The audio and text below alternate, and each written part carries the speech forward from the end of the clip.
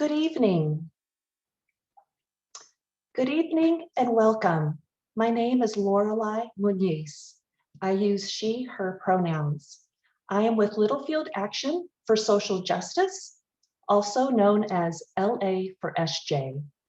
We are a group within Littlefield Presbyterian Church in Dearborn, Michigan, that is committed to confronting structural racism and systemic poverty in our communities through awareness, reflection, and purposeful action. As we begin, I'd like to gratefully acknowledge the Native peoples on whose ancestral homelands we gather, which include the Meskwaki, Ojibwe, Potawatomi, and Ottawa peoples, and also acknowledge the resilience and diversity of the local Indigenous community that resides here today.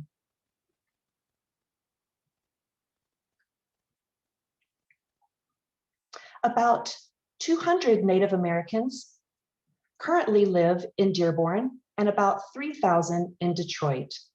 Indigenous wisdom has a lot to offer us as we look to repair our relationships with each other and the land. For tonight's community conversation, we are honored to have two guest speakers, Gina Goldfaden and Brian Church, who will discuss two very important items for vote in next Tuesday's primary election in Dearborn on August 3rd, which are Proposal A and the Library Millage Renewal. Our program is being recorded and will be available on our YouTube channel, and it is being streamed live on Facebook. Gina will speak to us for about 15 minutes on Proposal A, and then she will answer your questions for about 15 minutes. If you are joining us on Zoom, you could submit your question in the chat at any time.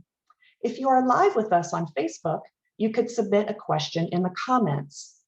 My colleague Anna Dewey will be collecting the questions and presenting them to Gina in the Q&A. We value your participation and encourage your questions. Around 7:30, we'll switch gears and I'll introduce Brian Church to discuss the library millage renewal. The format will be the same. Brian will speak for about 15 minutes, and then he'll take your questions for about 15 minutes. Again, we encourage questions, even if it's a seemingly basic question. These are important and complex topics, and we want you to have a clear and accurate understanding of them so you can make a well-informed decision when you vote. Thank you for being here. We are so grateful that you've joined us tonight. Our first guest is Gina Goldfaden. Gina was born and raised in Dearborn. She manages accountability for Dearborn's policy team and is also a law clerk in Lansing. She feels passionate about the passing of Proposal A because it would provide residents with an opportunity to make Dearborn's most important legal document reflect the needs of the community.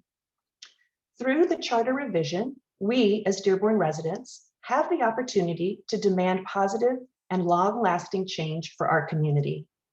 Thank you for joining us tonight, Gina. Thank you, Lorelei. That was a great introduction, and thank you for having me here with everybody. So I am thrilled to talk about the Committee for a New Charter, and I'm going to have some slides for you all to look at while I discuss the committee and what Proposal A is. So I'm hoping everyone can see this.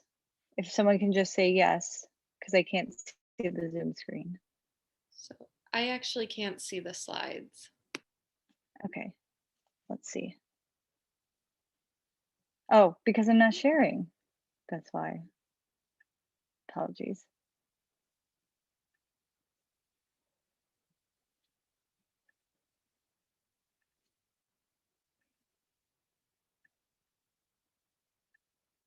Okay, let's see.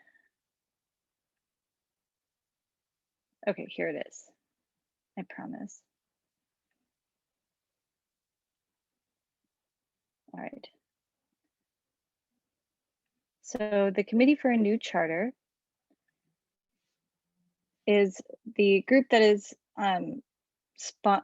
advocating for our community to vote yes on Proposal A. And so Proposal A, you're going to see appear on the August 3rd primary ballot. So who are we? Just to start off, we're a ballot question committee that is registered with the state of Michigan. The group is comprised of residents and community members who believe that if we pass Proposal A, we're going to have an opportunity for a very big revision in our charter. And that is something that is similar to our city's constitution. And we'll be able to update that in a way that will reflect the change that we've seen in Dearborn over the last 15 years and reflect the different perspectives, backgrounds, and values that is throughout all of our community, south, east, and west end. We're also advocates for a fairer, more just Dearborn, and that's just a very broad way to say that we want to make sure that our city government is working for everybody, and we want to make that change memorialized in what is basically our constitution for the city.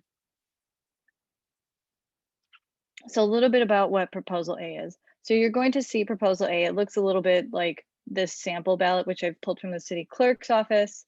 And it's going to be towards the end of your ballot. So just to talk about it, just in case you have no background in what a city charter is, which I actually had no background in it up until this year, but every 15 years, the Dearborn voters, the electorate, can vote to revise the city charter. The city charter acts like our city's constitution, and it outlines the procedures for our government and the roles of different government departments and different government branches. So Proposal A is going to ask you to vote yes or no, and we're advocating for a vote yes, because every 15 years we have this chance to make a big revision to the charter. That means we can change pretty much anything in the language. There's going to be a long process for this, and it's going to be able to bring our charter into a very new century. So some charters, for example, I heard that there was a charter in Warren that had for a long time included provisions about not being able to like bring a horse and buggy up to the voting booth. So there's varying degrees of how like outdated people's charters are, and ours was done about 15 years ago. So it's not terribly old, but it is something that I think there's a lot more consciousness that we can bring into what we want to see Dearborn looking like. So if Prop A passes in August, we'll then have another vote in November during the general election about the charter, where we're going to elect people to a charter commission. And if Prop A does not pass, this charter commission will not show up on the November ballot. So what is the city charter? Besides being the city's constitution, it lays out all of the groundwork for what the powers of all of our city departments have.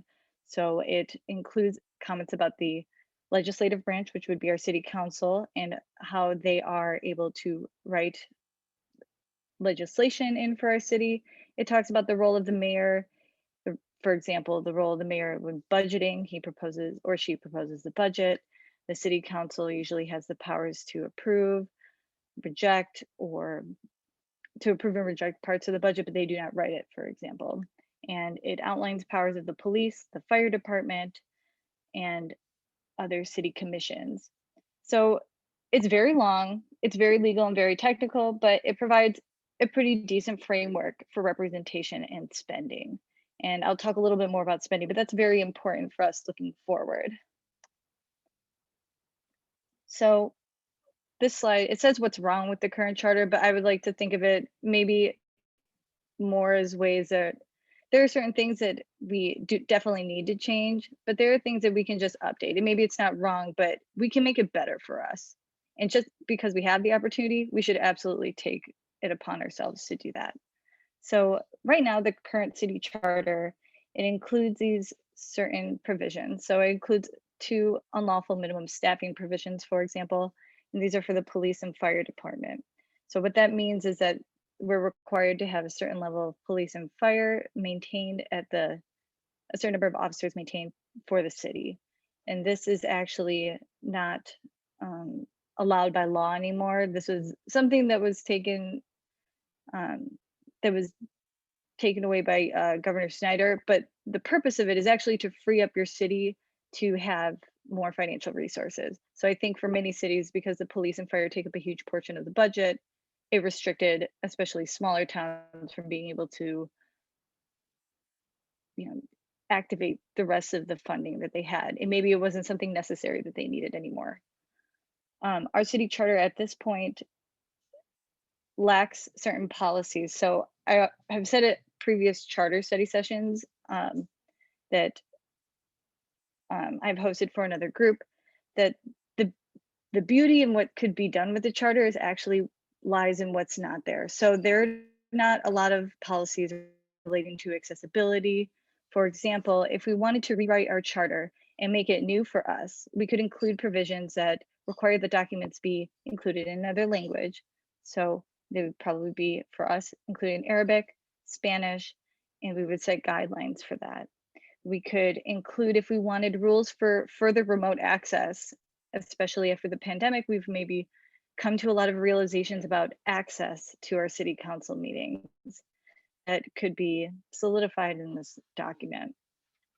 Another thing about our city charter is that it concentrates power in the mayor's office and the council, and there's very little opportunity for independent oversight. And so what I mean by that is that while the people are voting in their city council members and they vote in the mayor, and there is this democratic process to it, along the way, there's very little opportunity for people to participate in things like budgeting.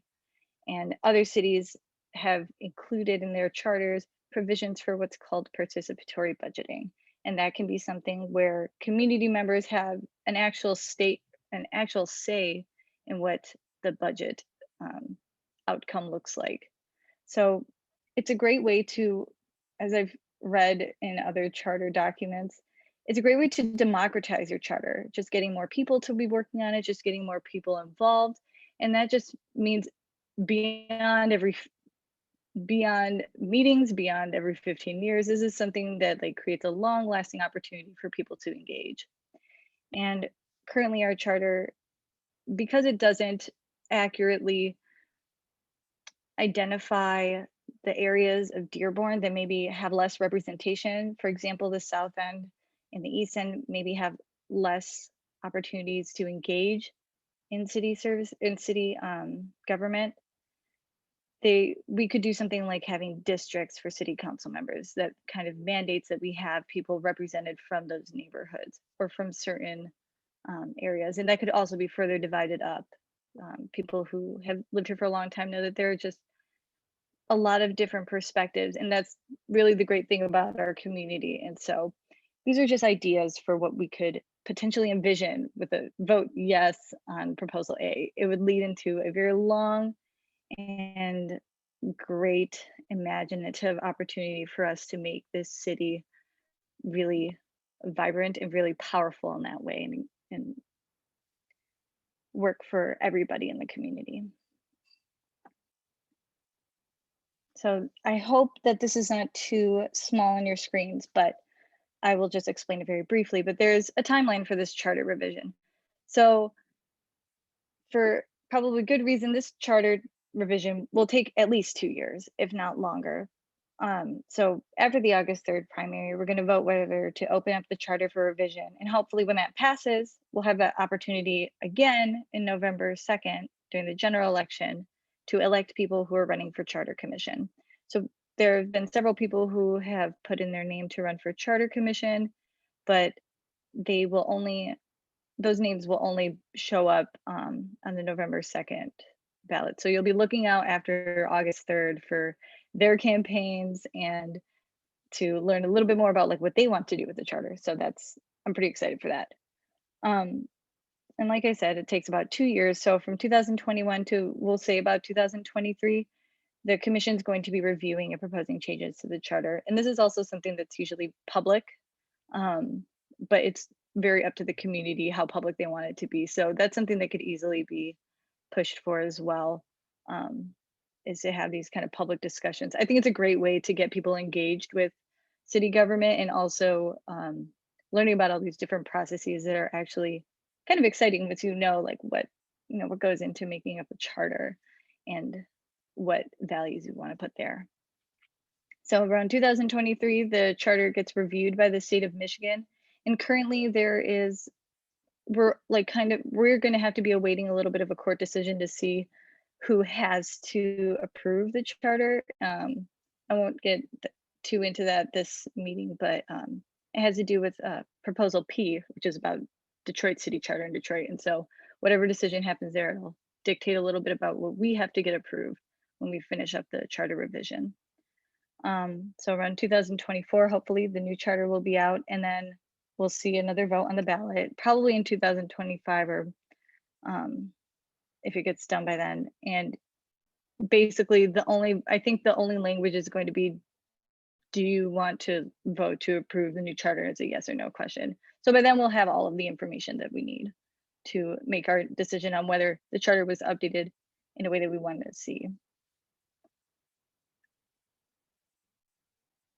And so for us, what changes we hope to see, there's so many different possibilities with it. Like I said, it's the beauty in what's not there is that you can put anything you want almost, as long as it's lawful. But there are a lot of very creative provisions that we can put in.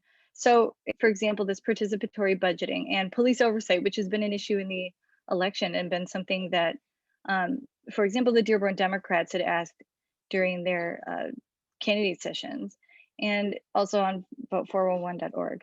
So this is a really important topic for us moving forward, just because no matter what department is happening, or no matter what department in the city, the people want to know what's happening, and they have a right to know that.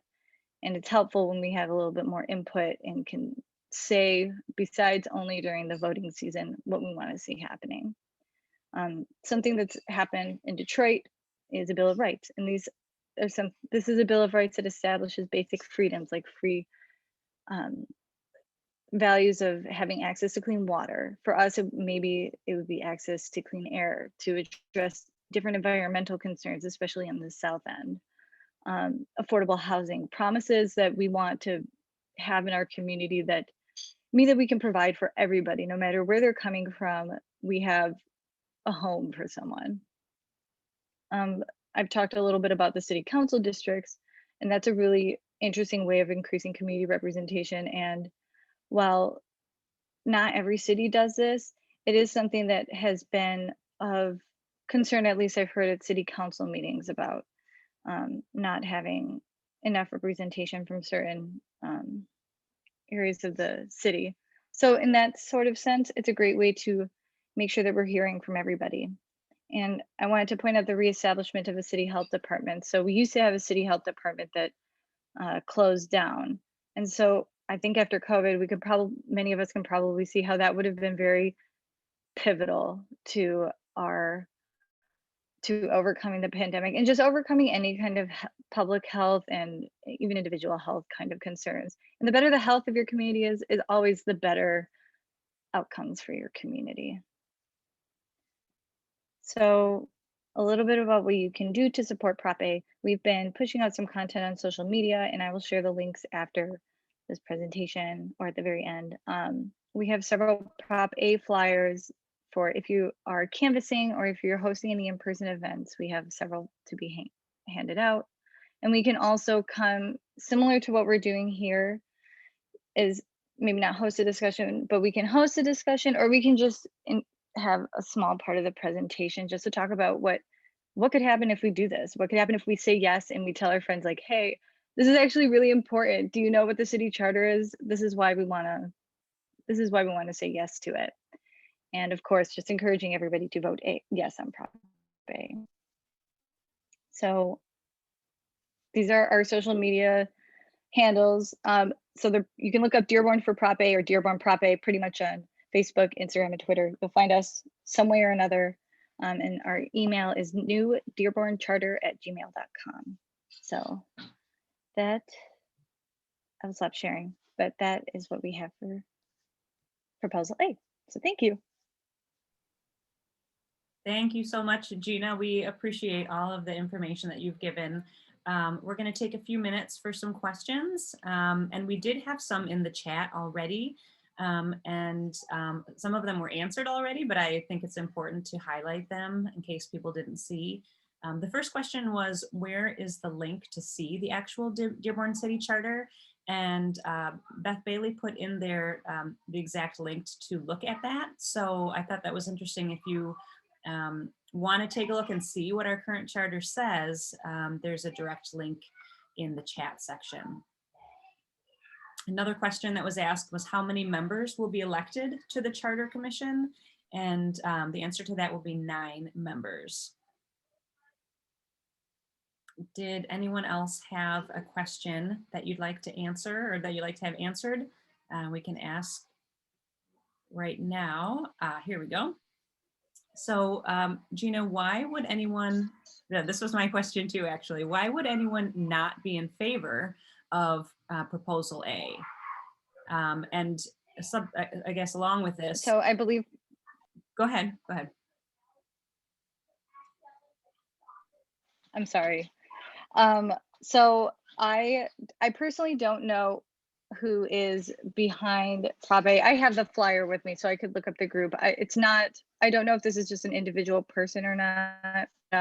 I believe that the argument that they would be making is that if we open up the charter for revision, I think it has to do with the minimum staffing provisions. So right now we have those minimum staffing provisions, which require a certain amount of police and fire. And if you open up the charter for revision, I think that their argument would be that it would cut money to those departments. And while that might be possible, it's not a whole part of the story. And it's also not a reason that the entire charter shouldn't be opened up, depending on people's views about that. So one thing that if we don't have those minimum staffing provisions, it frees up a significant part of the budget if we choose to not overstaff, for example. Like we can take that money and put it to another part of the like we could put it to another department, or we could put it back in the general fund to go somewhere else. I remember the flyer having like pictures of like the fire department on it. So I think that's why I'm coming up with that. Citizens for a Better Dearborn, I believe, is the group name. I see that Emily put it in there. I think it is. I don't know if it's registered with the state of Michigan, but I can kind of look and try to get back in the comments a little later on. And I see that Lexi said that the fire department's union is behind it, I believe. So that might explain it. Great, thank you. Yeah, another question was, can you tell us a little more about the committee for a new charter? You said it's registered with the state of Michigan. Can you maybe circle back to a little bit more about your group, please?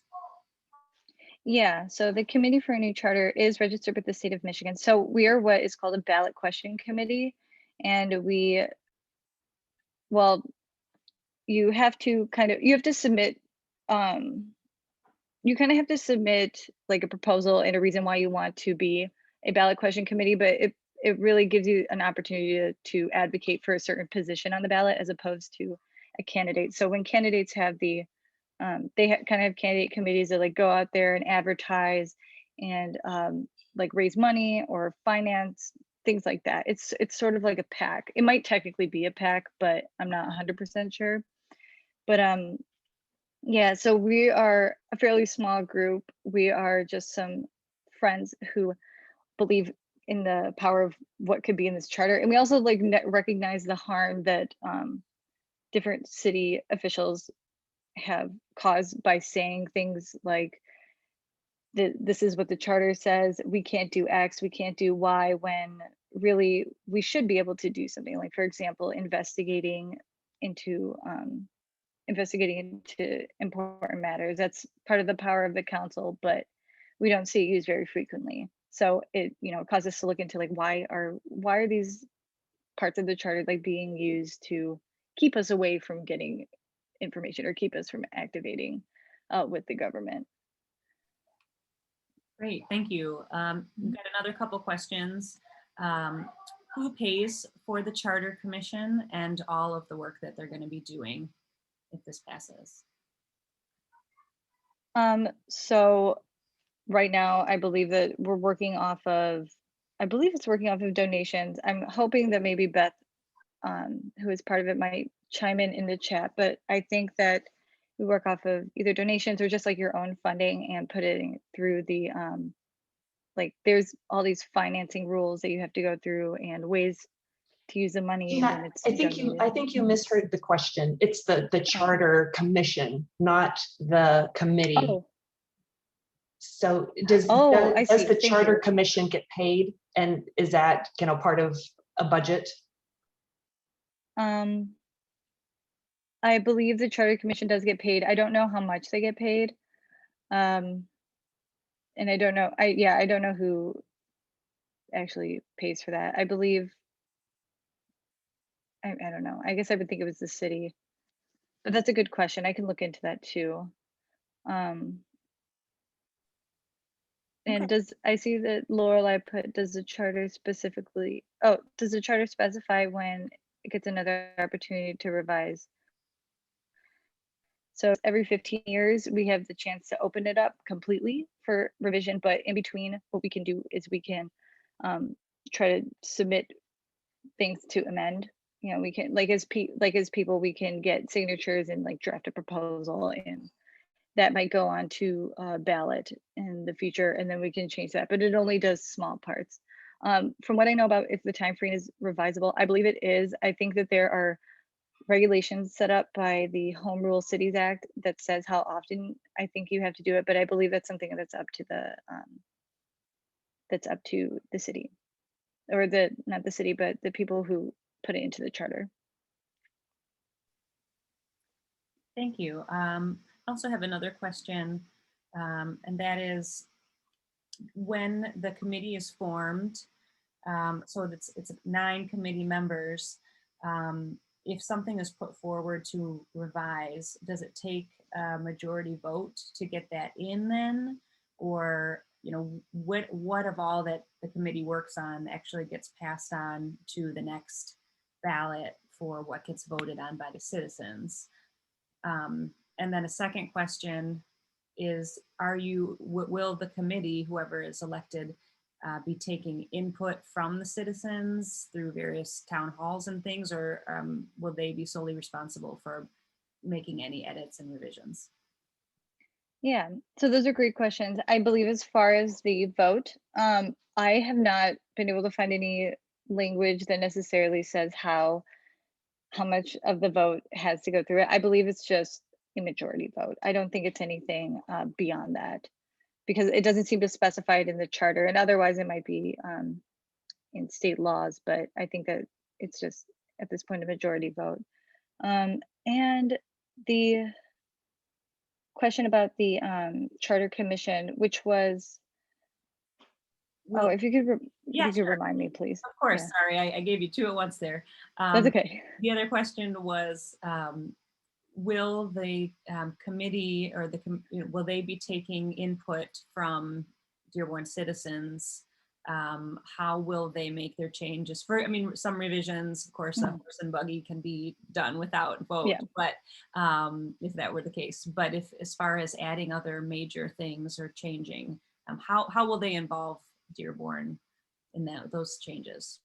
Yeah, so that's a good question, because it's really up to the commission to kind of decide how much they want public involvement. So the structure of the meetings is different for every city. Whatever the city wants to do, I think the only requirements are that you really have to comply with like Open Meetings Act rules if you're having a meeting like that. I think it's more commonplace to have something, at least a meeting every month, but it's really it's something that's it varies for every city. And when it comes to like big changes, so the thing is, there's a big law, it's called the Home Rule Cities Act, and that's what governs the charter in Michigan. So beyond the things that you have to abide by there, which includes certain language, certain provisions on how that you must include in a charter. I can't name them off the top of my head, but there's just like very major things that you have, just standard language.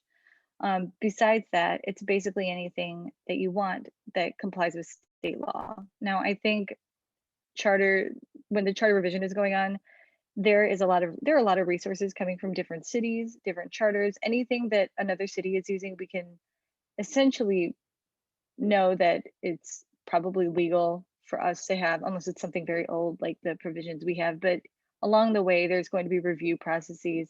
There's going to be, not only is it like looked at by the governor in the end, the attorney general looks at it, and I believe that like along the way that they probably have consulting with attorneys. I don't know if that about that specifically, but because it's a legal document, that does happen. So there's a lot of freedom with it actually, besides, you know, the few things you have to require and that you have to keep in there. But I think along the way that like kind of gets put out to the public as we go over certain provisions for the update.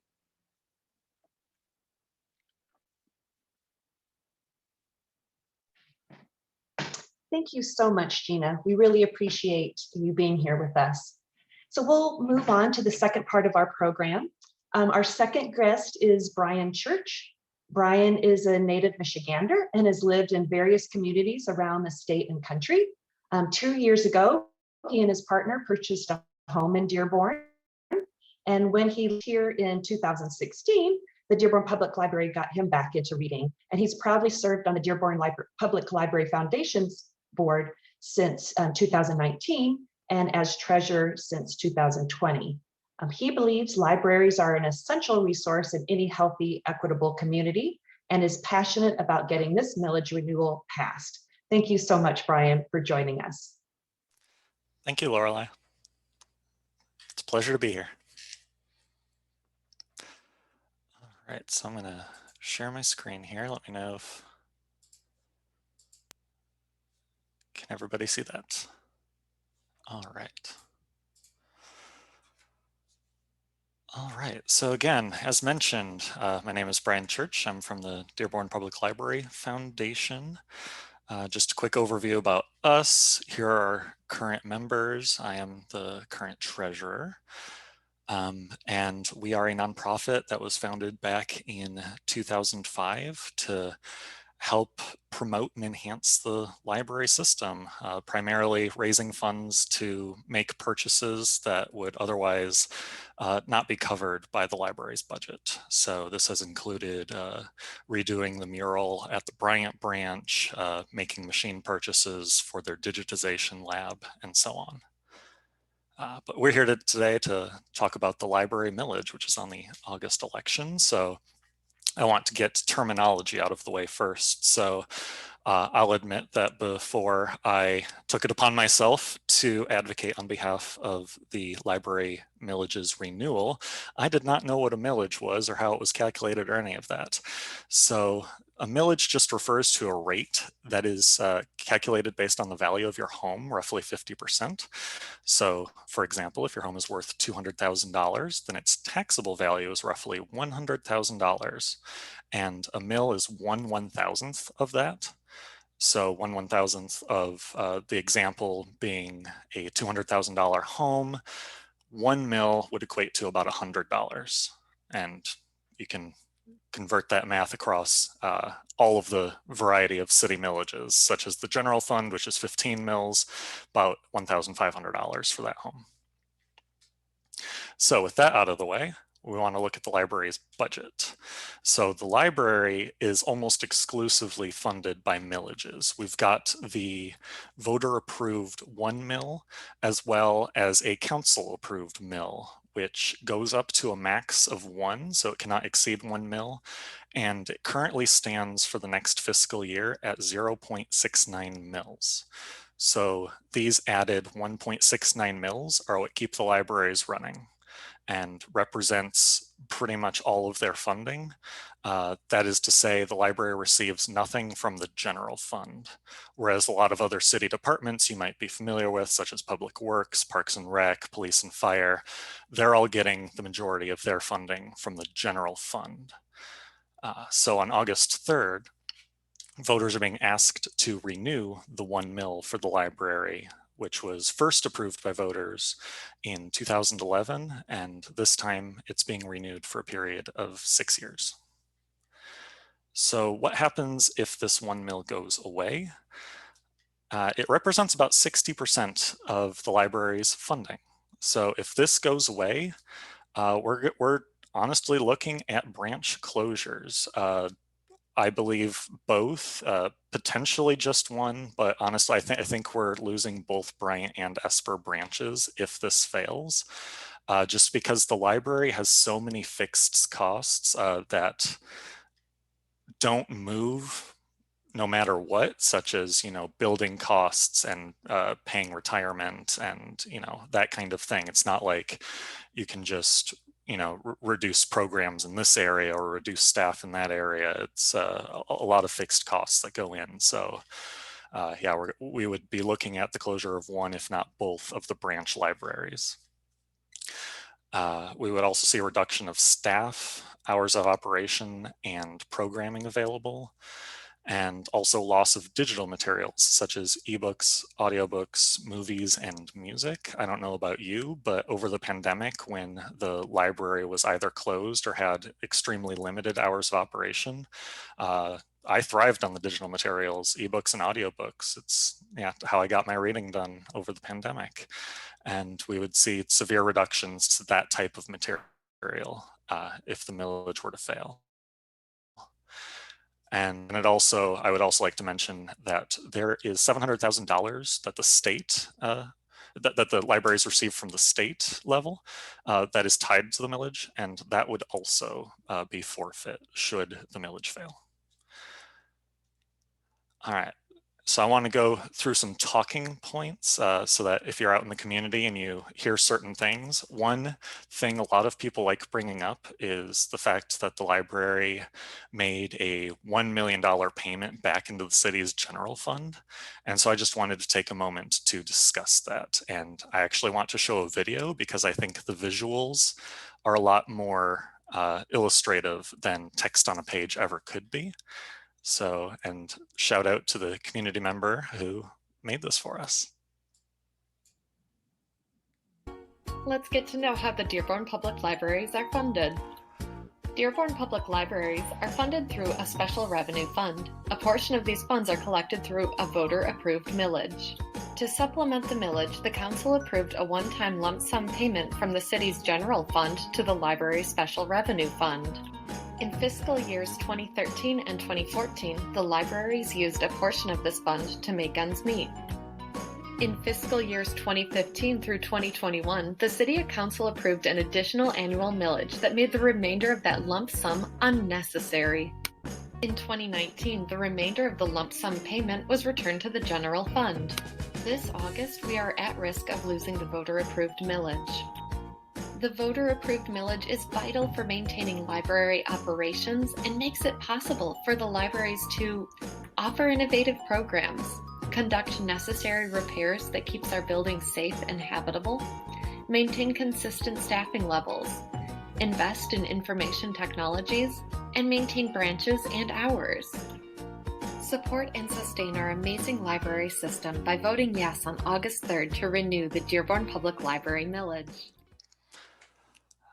All right, so as demonstrated back in the years 2013 and 2014, before the council had approved their 0.69 millage, which has actually fluctuated over the years. It can be as high as 1, it has been as low as 0.52 and as high as 0.74, I believe.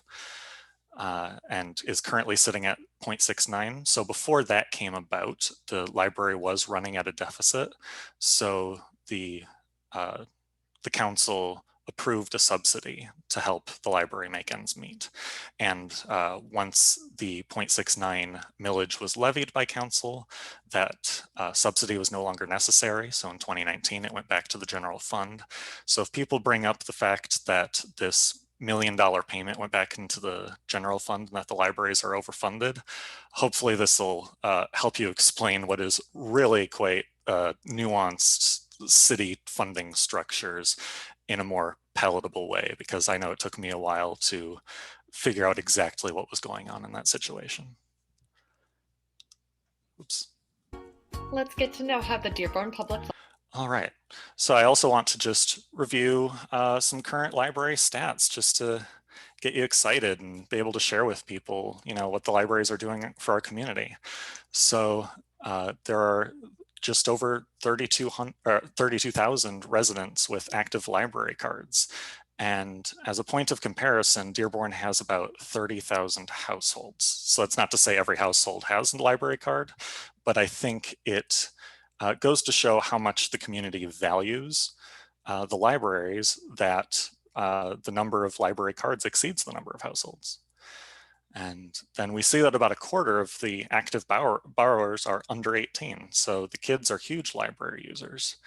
And then we've got 36 over 45, which means the remaining 41 are between 18 and 45. So young adults are making up the largest chunk there as well. And then I think one of the most important services that libraries offer to the community in the digital age is access. So across the 3 library branches, we've got 104 public computers with internet access. In addition, wireless access is available in all of the library parking lots. This is something that was expanded over the pandemic. Previously, you could obviously access the Wi-Fi in the building or just outside of it, but they've really invested money in boosting that range so that, such as over the pandemic, when the buildings weren't open, you could just park in the parking lot with your laptop, phone, iPad, whatever, and be able to get your work done or important business that way if you don't have internet at home. In addition, the library has wireless hotspots that are available to check out just like a book, which allows you to bring internet home for a time period. Then in the 2020 to 2021 fiscal year, over the pandemic, the library checked out over 320,000 items. So if we think back to the number of library card users, that's about 10 items per card. And they also offered virtual programs and services such as curbside pickup and a number of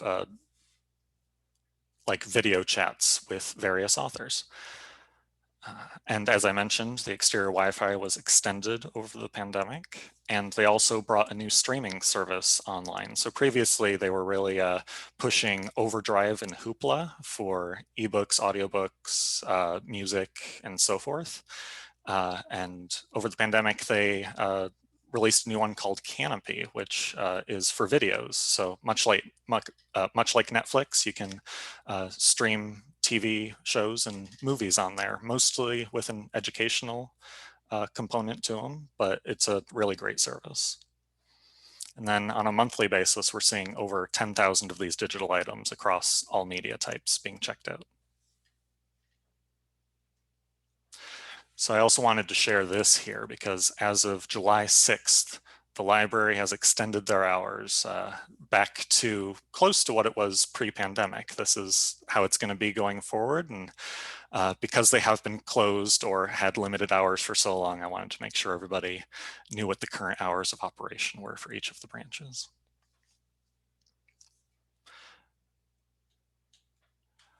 And then I've got our socials here as well. And I know that that's also on the final page for our hosts, so I'll hop back here for questions. Thank you, everyone. Thank you so much, Brian. We really appreciate it. I'm gonna, if you can stop screen share, that would be great. All right, awesome, thanks. No problem. I do also want to just give a shout out because I personally was very impressed with how the library was so creative during the pandemic. I know that many families I know were able to take advantage of the curbside pickup and also of the bags that they put together as well for kids, and to be able to still provide that service, especially with the internet in the parking lot, was an unbelievable, wonderful way to help the community. So thank you for all of those things that you've done. We do have some questions directed to you. So as many people know, the Henry Ford Centennial Branch underwent a huge renovation, and it's beautiful if you have a chance to go check it out. So what fund did that recent renovation come from, is the question. That is an excellent question, and I'm not entirely certain on the answer. I believe that was a special fund outside of the library's regular operating budget, but what area of the city it specifically came out, I'm not sure, but I can follow up with the director of library services and get an answer, and then send it to you, Anna or Lorelei, if you could distribute it.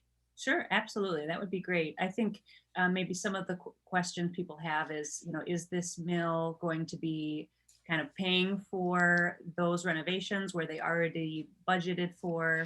I don't know if you have any further info on that. Right. I mean, regular big building maintenance and renovation is a necessity of any, government body that has offices and physical structures.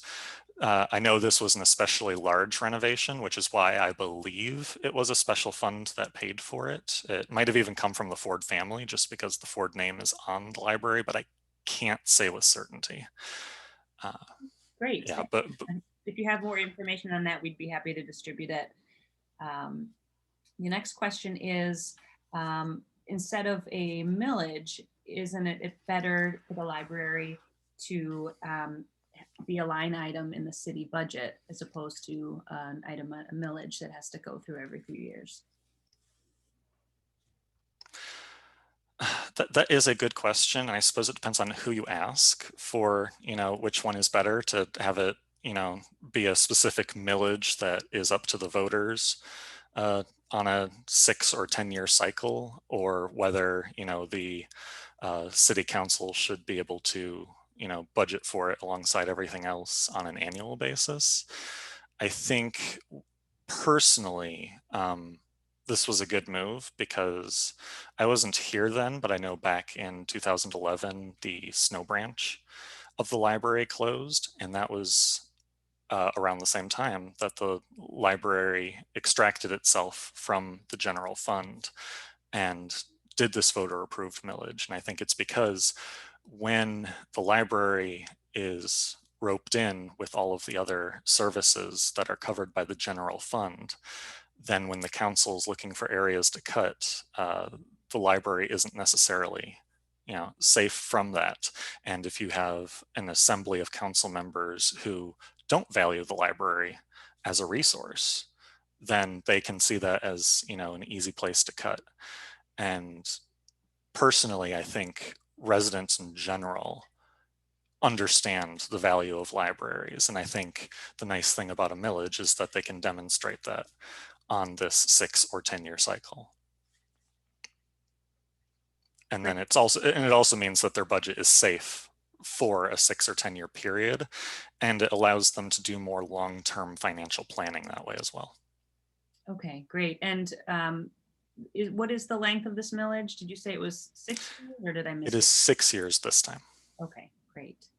Thank you. I know I personally am all for supporting this millage, but I'm wondering, as in with the previous topic that we asked about, why would anybody vote against this? Despite maybe not understanding it, why would there be a group out there that might, try to spread a no vote? Right. And what can we do to help combat that with a yes vote? Right. I wish I had a better answer to this. A lot of the messaging I've seen out there about voting no on the library millage comes from a place of misunderstanding. And I've spoken with the library director about this, and she's expressed that she's reached out to many individuals who have, been posting misinformation and that kind of thing, answering questions they have and helping to educate them on the issues, and even providing her contact information to discuss it. And she says that nobody ever reaches out. So I think what it probably comes down to is, I think some people in the community just don't like tax in any form, and that's where a lot of the vote no comes from. And they'll latch on to things like the $1 million payment that was returned to the general fund that had a very, valid and understandable, reason for occurring, but then giving it the twist of the library is overfunded, that kind of thing. Okay, thank you. It just helps to understand and to give us talking points to help dispel any myths. Because one of the reasons why we are having this conversation today is that so often what names are on the ballot, but any proposals or added things, the language is confusing, or there is misinformation spread about it. So absolutely. Yeah, and I'm proud to say that, in my work on this and engaging with the community, it seems by and large people are in favor, and that's just very encouraging to see.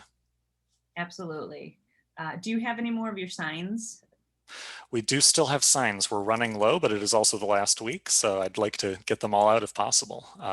What's the best way to reach you if anyone would like those signs? Yes, so if they were to go to Dearborn Library Foundation.org, we've got the form on the homepage to fill out and request a sign. Okay, excellent. I've got a comment that I wanted to read aloud, and then one more question for you, Brian. Mary Jo added this, and I want to read it so everyone can see it. There have been 2 recent videos done about the library. So the July edition of Meet Your Council, Bob Abraham interviewed Director Bartles at the Esper Library. And she describes about how the new changes at Centennial will save money in the long run, whether through LED lighting or other changes. The second video was done by Dearborn CCTV, and Ms. Bartles and other staff share information about the library and the importance of its residents. So those are 2 videos you can seek out, and we can maybe find the links to share those as well. I think any information we can get out on both of these topics, we will do our best to share them on our page. And I have also asked for the video that you showed, Brian, which was very well done. And I have that sent to me so I can post that as well. Perfect. The last question that I see that's listed here is, did you say that our general fund for the city is currently at 15 mil, and so that our library is 1/16 of our rate? It's a little more complicated than that, but yes, the city's operating budget is 15 mils, and then there's an additional 3.5 mils that the council passed as like an emergency measure for the operating budget. So that makes it essentially 18.5. And then that doesn't include any other city services that have their own separate mills. I've got my summer tax bill here. So for instance, trash is 1.9 mils.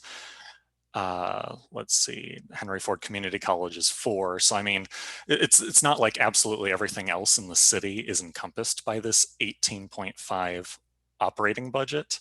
It's just whatever happens to fall within that is covered by it, but there's a whole bunch of other things outside it, which includes the library, includes a bunch of other city services as well. Okay, great. Thank you so much. I'm gonna hand it back to Lorelei here.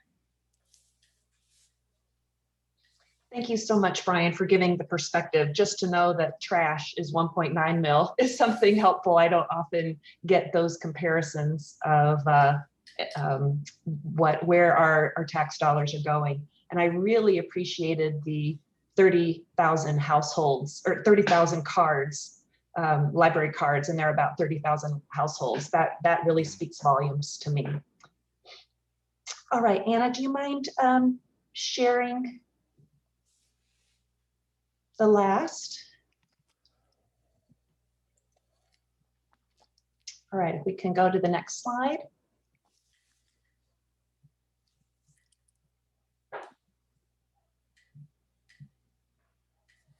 So what I wanted to remind everybody is one, that we have an election that's just a week and a day away.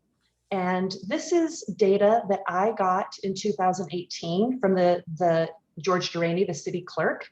And it is information on voter turnout. And so it's by age group, like 18 to 40, 40 to 60, and then 60 plus. And so in Dearborn, there are about 24,000 registered voters in the 18 to 39 age group.